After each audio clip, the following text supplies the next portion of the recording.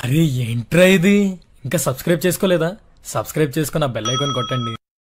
AP inter 2024కు సంబంధించి Sankranti holidays గురించి ఒక చిన్న అప్డేట్ అయితే రావడం జరిగింది. మీరు చూస్తున్న ఆర్టికల్ వచ్చేసరికి మార్నింగ్ మనకి వెయిటింగ్ లిస్టులు అయితే వేశారన్నమాట. ఇంటర్ కాలేజ్ సంబంధించి సంక్రాంతి పండుగ సందర్భంగా మనకి టోటల్గా 7 డేస్ పాటు సెలవులు ఉండే అవకాశం అయితే ఉంది. అకాడమిక్ క్యాలెండర్ ప్రకారం మనకి జనవరి 11వ తారీఖు నుంచి 17th వరకు సెలవులు అయితే ప్రకటించారు. అండ్ అలాగే జనవరి 18న రీఓపెన్ అయితే ఉండబోతుందన్నమాట.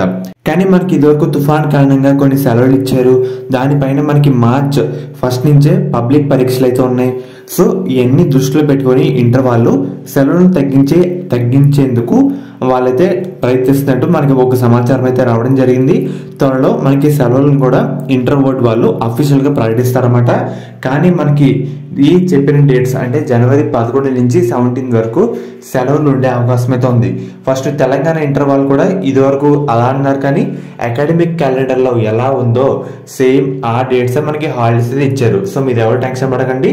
సో మనకి ఎలా ఉందో అకాడమిక్ క్యాలెండర్లో ఎలా ఉందో మనకు కూడా అలా ఇస్తారు. అంటే జనవరి 11 నుంచి 17 వరకు సెలవులు ఉండే అవకాశం అయితే ఉందన్నమాట. 99% ఈ డేట్సే.